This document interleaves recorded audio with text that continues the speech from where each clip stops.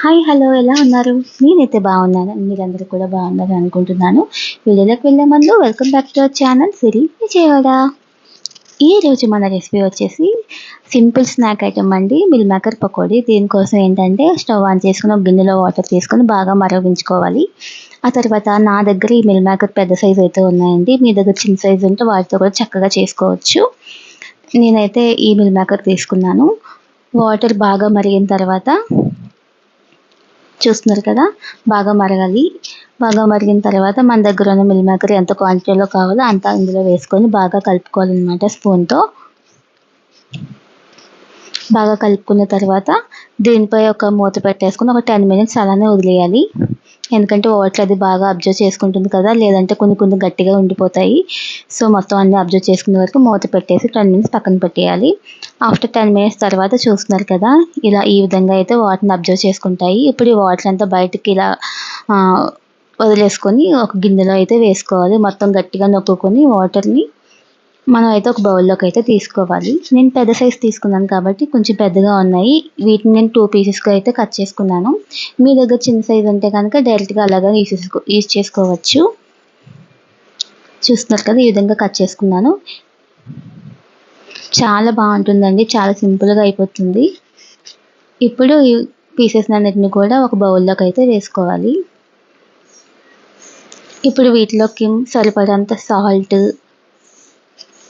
కారం, అంటే మీ టేస్ట్ని తగ్గట్టు మీకు కొంచెం స్పైసీగా కావాలి అనుకుంటే కొంచెం ఎక్కువ యాడ్ చేసుకోవచ్చు. లేదు మీడియంగా అంటే కొంచెం కొంచెం యాడ్ చేసుకుంటే సరిపోతుంది.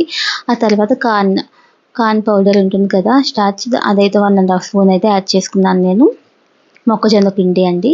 తర్వాత 2 స్పూన్స్ శనగపిండి కూడా యాడ్ చేసుకున్నాను. మీరు మొక్కజొన్న పిండి ప్లేస్లో వరిపిండి కూడా యాడ్ చేసుకోవచ్చు. ఆ తర్వాత చిటికెడు కొంచెం ఫుడ్ కలర్ కూడా యాడ్ చేసుకున్నాను నేను. ఆ తర్వాత అల్లం వెల్లుల్లి పేస్ట్ అప్పటికప్పుడు దంచుకొని వేసుకున్నాను ఫ్రెష్గా. కొంచెం మసాలా పౌడర్ మీన్స్ ధనియాలు, లవంగాలు, చెక్క, జీలకర్ర ఇవన్నీ కలిపి నేనైతే మిక్సీ పట్టుకొని ఉంచుకుంటానండి. కర్రీస్లో కావచ్చు, దేంట్లోకైనా యూస్ చేసుకోవడానికి. ఆ తర్వాత కొంచెం మిరియాల పౌడర్ కూడా, ఇవన్నిటిని కూడా బాగా కలుపుకోవాలి. ఇంకా వాటర్ ఏమీ అవసరం లేదండి, ఎందుకంటే ఆల్రెడీ మనం వాటర్లో తీసాం కాబట్టి ఆ వెట్నెస్ అనేది ఉంటుంది వాటికి, దాంతోనే సరిపోతుంది. లేదు కొంచెం టైట్గా ఉంది అనుకుంటే కనుక లైట్గా వాటర్ని అయితే స్ప్రెడ్ చేసుకోవచ్చు. నాకైతే ఇలా సరిపోయిందండి. మన అల్లం వెల్లుల్లి పేస్ట్ అది అప్పటికప్పుడు దంచుకున్నది వేసుకున్నాం కాబట్టి కరెక్ట్గా వాటిలన్నిటికి బాగా పట్టించుకోవాలి, సరిపోతుంది. ఈలోపు మనం స్టవ్ ఆన్ చేసుకొని ప్యాన్ పెట్టుకుని ఆయిల్ అయితే వేసుకొని మరిగించుకోవాలి. చూస్తున్నారు కదా, మొక్కలన్నిటికీ బాగా పట్టే విధంగా అయితే మనం బాగా కలుపుకునే దాన్ని బట్టి ఉంటుంది. టేస్ట్ కూడా చాలా బాగుంటుంది. చక్కగా స్కూల్ నుంచి వచ్చేలాగానే పిల్లలకి ఇలా చేసి పెట్టామంటే వాళ్ళకి కొంచెం వెరైటీగా ఉంటుంది. టేస్ట్ కూడా చాలా బాగుంటుంది. అండ్ మనకి కూడా చాలా తక్కువ టైంలో అయిపోతుంది కదా. సో ఇదైతే మీరు తప్పనిసరిగా ట్రై చేసి చూడండి. చాలా చాలా బాగుంటుంది. రెగ్యులర్గా తినే పకోడీ కానీ ఇది ఇంకా చాలా బాగుంటుంది. అండ్ హెల్త్కి కూడా మంచిది కదా మిల్ మేకర్ అనేది. సో ఈ విధంగా అయితే మీరు ఒకసారి తయారు చేసి చూడండి. ఇప్పుడు ఆయిల్ బాగా మరిగిన తర్వాత అందులో మనం ఇలా విడివిడిగా ఒక్కొక్కటి వేసేసుకోవాలన్నమాట. బాగా వేయించుకోవాలండి.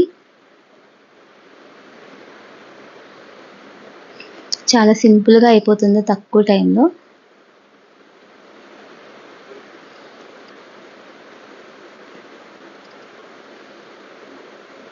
మనం ఎక్కువ మసాలాలు అవి ఏమీ వేయలేదు కాబట్టి పిల్లలు కూడా చక్కగా తినేయచ్చు. చూస్తున్నారు కదా, ఈ విధంగా వేగిన తర్వాత మనం తీసేసుకోవాలి. మిగతావి కూడా ఆయిల్లో వేసుకొని మరిగించుకోవాలి. నా వీడియో కనుక మీకు నచ్చితే కనుక ప్లీజ్ లైక్ చేయండి, షేర్ చేయండి, సబ్స్క్రైబ్ చేయడం మాత్రం మర్చిపోవద్దు. కొత్తగా చూసేవాళ్ళు ఎవరైనా ఉంటే ప్లీజ్ సబ్స్క్రైబ్ చేయడం మాత్రం మర్చిపోవద్దు.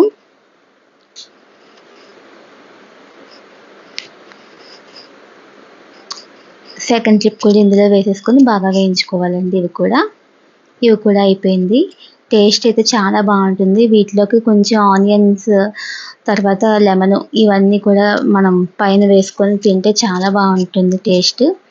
ఈవినింగ్ రెసిపీ చక్కగా పిల్లలు చేసి పెట్టుకోవచ్చు, హ్యాపీగా ఎంజాయ్ చేస్తారు పిల్లలైతే కనుక.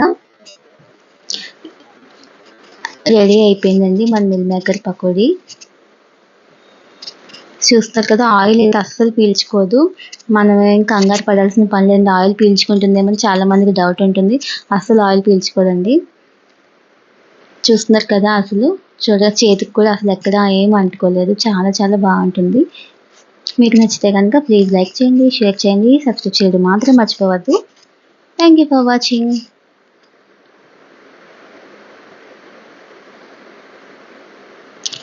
చూస్తున్నారు కదా, లోపల కూడా ఎంత బాగా ఉడికిందో కదా. టేస్ట్ అయితే చాలా బాగుంది. Thank you.